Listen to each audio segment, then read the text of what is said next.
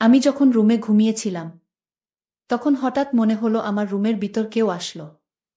আমি সেটা বুঝতে পারলাম, কিন্তু আমি ঘুমের ভান করে শুয়েছিলাম, আমার কাছে কি চায় সেটা জানার জন্য। তারপর লোকটি আমার রুমে ঢুকে আস্তে আস্তে আমার বিছানায় এসে বসল। তারপর আমার কাপড় সরিয়ে দিল। তারপর বন্ধুরা আমার সাথে কি হয়েছিল তা শুনলে তোমাদের মাথা গরম হয়ে যাবে। তাহলে কথা না বাড়িয়ে মূল বিষয়টা শুরু করি। বিয়ের পর সংসার নিয়ে এতই ব্যস্ত হয়ে পড়েছিলাম, অনার্স ও কমপ্লিট করে উঠতে পারিনি। স্বামী শাশুড়ি আর দেবর নিয়ে আমার ছোট্ট সংসার। সব দিকে আমাকে আর অসুস্থ শাশুড়িকেই দৌড়াতে হতো। ব্যস্ততার ভিড়ে আম্মুর কাছেও তেমন যাওয়া হয়ে উঠত না। গেলেও একদিন থেকে চলে আসতাম। যাই হোক, শাশুড়িকে বুঝিয়ে এক সপ্তাহের ছুটি নিলাম আম্মুর কাছে যাওয়ার জন্য। জানি আমার শাশুড়ির এক একদিন খুব কষ্ট হবে, কিন্তু আম্মুর কাছে যাওয়ার জন্য মন এত টানছিল, তাই 7 দিনের জন্য যাওয়ার সিদ্ধান্ত নিয়ে নিলাম। মা, যাচ্ছ বেশ, কিন্তু 7 দিনের বেশি থেকো না মা। মা বলতে হবে না আমাকে, আমিও বুঝি সব। কিন্তু আম্মুর ওখানে যেতে এত বেশি মন টানছে, এর আগে এতটা মন টানেনি। উনি মাথায় হাত বুলিয়ে বিদায় দিলেন আর বললেন যেন সাবধানে যাই। সজীব আমাকে ট্রেনে উঠায় দিল। আমার শ্বশুর বাড়ি থেকে মায়ের বাড়ি অনেক দূর, প্রায় ৬০ কিলোমিটারের দূরত্ব। ট্রেনে উঠার পর নানান রকম কুডাক ডাকছিল মনে। কেন জানি মনে হচ্ছিল আমার সামনে ঘোর বিপদ। কি সব আজেবাজে চিন্তা মাথায় আসছিল। মনে হচ্ছিল অ্যাক্সিডেন্ট হবে, আমি মারা যাব, আমি বুঝি বাসায় ফিরতে পারব না। কখন এসব হাবিজাবি ভাবতে ভাবতে যেন ঘুমিয়ে পড়েছি। গাড়ি ব্রেক কষায় ঘুম ভাঙল। আমাদের এলাকার কাছাকাছি চলে এসেছি। পরের স্টেশনে নেমে যাব। এক নজর চারদিক তাকিয়ে দেখছিলাম। আমার ছেলেবেলার কথা খুব মনে পড়ছিল, যখন এখান দিয়ে আম্মুর হাত ধরে আসা যাওয়া করতাম। বাড়িতে আমার আম্মু আর 14 বছর বয়সী এক ছোট বোন আছে। অনেক দিন পর আসছি। প্রতিবার আসার সময় অন্যরকম আনন্দ লাগে, কিন্তু এবার কেমন জানি লাগছে। কিছুই ভাল লাগছে না। সব কিছু অসহ্য লাগছে। চিন্তায় ভাটা পড়ল। ট্রেন থেকে নামার সময় হয়েছে। ট্রলি এক হাতে আর অন্য হাতে সাইড ব্যাগ নিয়ে হাঁটা শুরু করলাম অটো স্ট্যান্ডের দিকে। অটোতে উঠলাম, গন্তব্যস্থানের কথা বলতেই লোকটা কেমন চমকে উঠল। অটোওয়ালা আপা, সন্ধ্যা নেমে আসছে, তার উপর আপনি একা। ওই এলাকা এখন খুব বিপজ্জনক। এখন ওই এলাকায় ঢুকলে আমার ফিরতে রাত হয়ে যাবে। আমি ওই এলাকার ভেতর ঢুকব না। ওই এলাকার আগেই আপনাকে নামিয়ে দেব। কি সব আবোলতাবোল বলছেন? কিসের বিপদ? কই, আমি তো এরকম কিছুই শুনিনি। আমার আম্মু তো ফোনে আমায় এমন কিছু বলেনি। আপনার মাথা ঠিক আছে তো? অটোওয়ালা বলল, আপনাকে কেন বলছি গেলেই জানবেন। ওই এলাকায় খারাপ ফুলাইপান আছে। সন্ধ্যার পর পথে যাকেই পায় তাকেই ধরে নিয়ে যায়। তাই এখানে কেউ রাতে ঘর থেকে বের হয় না। অত কিছু বুঝি না, লাখ টাকা দিলেও এলাকায় যাব না। অনেক রাত হয়ে যাবে, সন্ধ্যার আগে ফিরতে হলে আপনাকে মাঝপথেই নামতে হবে। এদিক ওদিক তাকিয়ে দেখি আর কোন অটো নেই, কোনো রিকশাও নেই। সন্ধ্যা হতেও প্রায় ঘণ্টাখানেক বাকি। নিরুপায় হয়ে অটোতে উঠেই বসলাম ওনার শর্ত মেনে। অটোওয়ালা কথামত আমাকে মাঝপথে নামিয়ে দিল। বাধ্য হয়ে হাঁটা শুরু করলাম। সত্যি তো, রাস্তা একটা কাকপক্ষী পর্যন্ত নেই। আছে শুধু প্যাঁচার ডাক, থেকে থেকে দূর হতে কুকুরের ঘেউ ঘেউ আওয়াজ ভেসে আসে। ছোটবেলায় আঙ্কেলের সাথে মেলায় যেতাম। মেলা থেকে ফিরতে বেশ রাত হতো। তখনও দেখেছি কত মানুষের আনাগোনা। এরকম নীরব কখনো দেখিনি, সত্যি মনে হচ্ছে কোনো পরিত্যক্ত এলাকায় ঢুকে পড়েছি। এ এলাকায় যে মানুষ বসবাস করে তা বোঝার উপায় নেই। অনেকক্ষণ ধরে হেঁটে ক্লান্ত হয়ে পড়েছি। কিন্তু লোকটার কথাই ঠিক, এই এলাকার কেউ বের হয় না। কুছ তো গাড়বার হ্যায়। কিন্তু আম্মু আমায় কিছুই বলেনি এ ব্যাপারে। এমনকি আম্মু জানে আমি আসব। ফিরতে দেরি হচ্ছে, কিন্তু আম্মু তো টেনশন করছেন। মাঝে একবার ফোন দিয়েছিল। শুধু বলছে যেন সাবধানে আসি, এটা তো স্বাভাবিক একটা কথা। আগে স্কুলে থাকতে কোচিং থেকে ফিরতে একটু দেরি হলেই আম্মু এগিয়ে নিতে চলে আসত। কত টেনশন করত। সব কিছুই অদ্ভুত লাগছিল। হঠাৎ মনে হলো সামনে দিয়ে কেউ দৌড় দিল আর বল, রাক্ষস। রাক্ষস। আমি ফোনের আলো তার দিকে তাক করে বললাম, আমি রাক্ষস না ভাই। দাঁড়ান, ভয়ের কিছু নেই। লোকটা বেশ স্বস্তি পেল। ফোনের আলোতে দেখে মনে হলো 20 বছরের বয়সী এক ছেলে। কি ব্যাপার ভাই, তুমি এত রাতে বাইরে কেন? তুমি করেই বললাম বয়সে ছোট হবে তাই। ছেলেটি বলল। আপু আমারও সেম প্রশ্ন, আপনি একা এই রাতে, তাছাড়া চারদিকে ঘুটঘুটে অন্ধকার। আমিস আর বইল না, ঢাকা থেকে ফিরছিলাম। এমনি জ্যামে আটকা পড়ছিলাম, তবুও দেরি হতো না যদি পুরো পথ অটোতে আসতে পারতাম। হাঁটতে হাঁটতে রাত। ছেলেটি বলল, আপু আমার নাম শহীদ, আমি বরিশালে থাকি। একটা সরকারি কলেজে ইন্টারে পড়ি, যে হোস্টেলে থাকি। ওখানে একটা মার্ডার হয়েছে, তাই বাধ্য হয়ে বিকেলেই রওনা হই। জানি বাসায় ফিরতে অনেক রাত হবে, তাই এক আত্মীয়ের বাসায় যাই। কিন্তু তারা থাকতে দিতে আপত্তি জানায়, তাই বাধ্য হয়েই হাঁটতে শুরু করি। আপনাকে আরও আগেই দেখেছি পেছন থেকে, কিন্তু ভয় করছিল যে আপনিই সেই বাজে কিছু কিনা। আমি বললাম, আমি বুঝছি না একই কথা। অটোওয়ালাও বলল, কাহিনী কি সত্যি? শহীদ বল, হ্যাঁ আপু সত্যি, আমার খুব ভয় করছে। গায়ের পশম দাঁড়িয়ে আছে।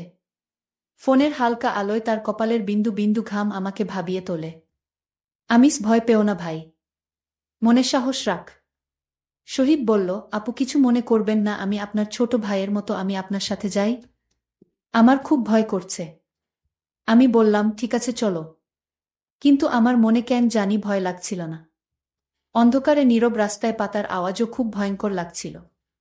নিজেদের নিঃশ্বাসের শব্দ শোনা যাচ্ছিল। হাঁটতে হাঁটতে আমি প্রশ্ন করলাম, আমিস ভাই তুমি কোনো গ্রামে যাবে?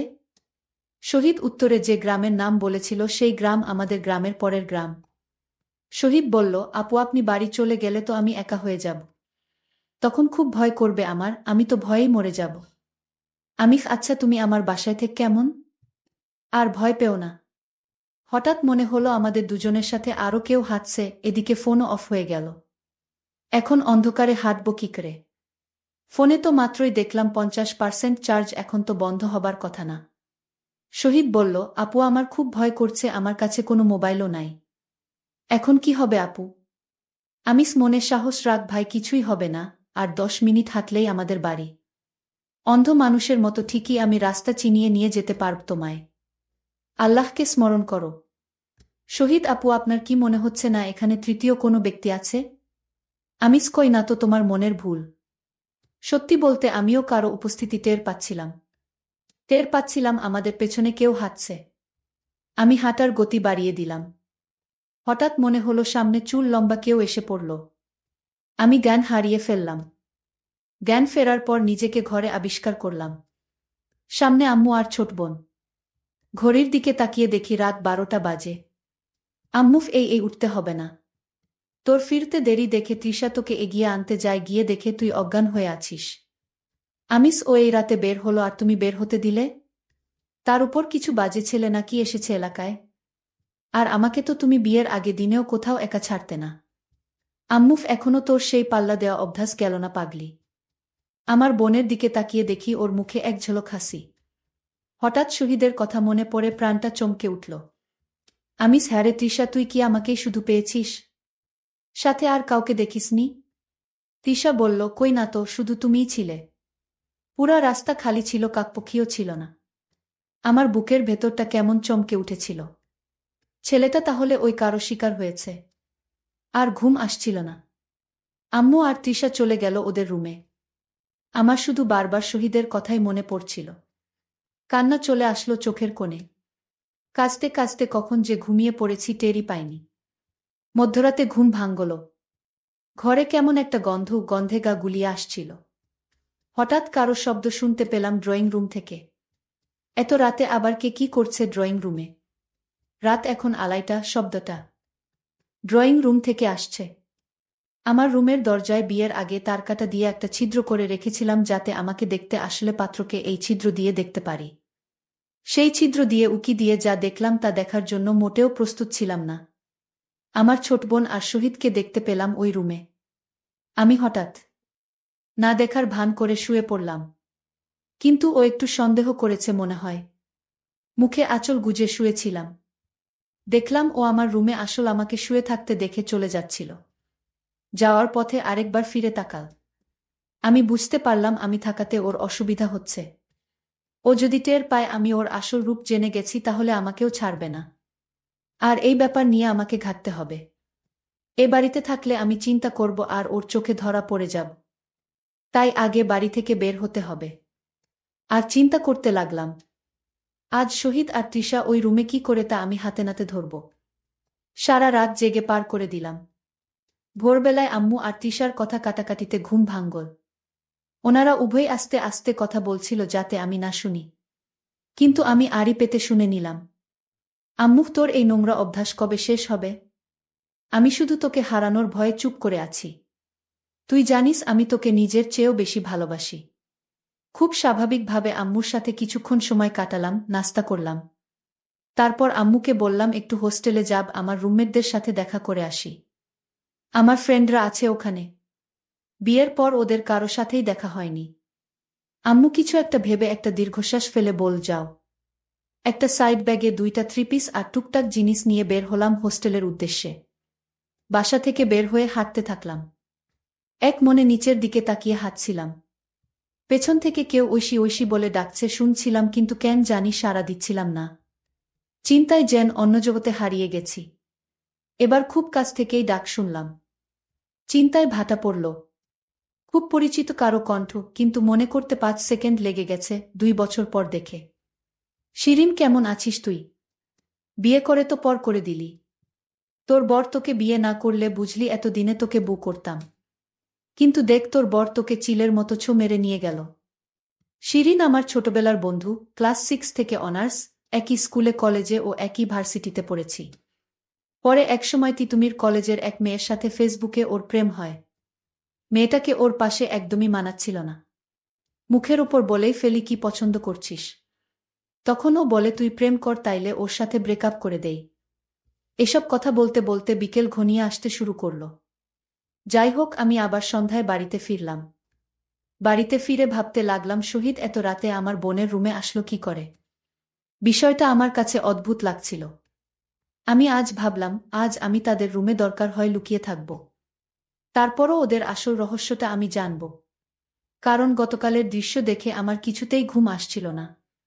আমি আগে থেকেই ছোট বোনের রুমে লুকিয়ে গেলাম। কিন্তু আজ রাত আমার বোন তৃষা রুমে আসলো না। আমি অবাক হলাম, তারা আজ কোথায় গেল। আমি ভাবলাম এবার আমি আমার রুমে যাইত। আমি আমার রুমে গিয়ে দেখতে পেলাম তারা দুজনকে। তার দুজনকে আমি আমার রুমে দেখতে পেয়ে আমার চোখ কপালে উঠে গেল। আমি ভাবলাম ওরা দুজন যখন আমার রুমে আছে তাহলে আমি আজ বোনের রুমে গিয়ে শুয়ে পড়ি। আমি যখন ঘুমাতে গেলাম তখন আমি দরজাটা বন্ধ করেই ঘুমাতে গেলাম। আমি যখন ঘুমিয়ে পড়লাম তারপর রাত 2টার দিকে ঘুমের ঘরে আওয়াজ পেলাম। সেই আওয়াজে আমার ঘুম ভেঙে গেল। আমি তখন আর ঘুমালাম না। আমি ঘুমের ভান করেই শুয়েছিলাম। দেখি হয় সেটা জানার জন্যই। আমি টের পাচ্ছিলাম আমার রুমে কেউ চুপি চুপি এসে ঢুকল। তারপর আমার বিছানায় বসল। তারপর আমার কপড়টা সরিয়ে দিল। আমি চুপচাপ ছিলাম। তারপর আমি হঠাৎ ঘুমের ভান ছেড়ে লাফ দিয়ে বিছানা থেকে উঠে গেলাম। আর বলতে লাগলাম, কে কে তুমি? আমি দেখলাম সেটা আর কেউ না, আমার ছোট বোন। আমি তার চোখের দিকে তাকালাম। দেখলাম সেটা মানুষের চোখ না। সেটা আমার কাছে মনে হচ্ছে কোনো ভূতের চোখ। আমি চিৎকার দিলাম। মা তখন আমার রুমে হাজির। আমার মা বলল, কি হয়েছে তোর? আমি বললাম, আমার বোন এরকম করছে কেন? তার চোখ তো মানুষের মনে হচ্ছে না। মা তখন বলল, তুই যা দেখেছিস তাই সত্য। এটা তোর স্বাভাবিক বোন না। আমাদের মতো স্বাভাবিক মানুষ না। তোর বোন ঠিক আছে, কিন্তু সে রাক্ষস। সে সাধারণ মানুষ না। আমার গর্ভ থেকে জন্ম নিল এক রাক্ষস। গতকাল শহীদ ছেলেটাকে মেরে ফেলেছে। আজ তোকেও মারতে এসেছিল। কিন্তু তুই তো ওর বড় বোন, তাই তোকে মারবে না। মায়ের কথা শুনে আমার চোখ দিয়ে পানি ঝরছিল। আজকের মতো এখানেই শেষ করলাম। গল্পটি যদি ভালো লাগে তাহলে অবশ্যই চ্যানেলটি সাবস্ক্রাইব করে পাশে থাকবেন। ধন্যবাদ।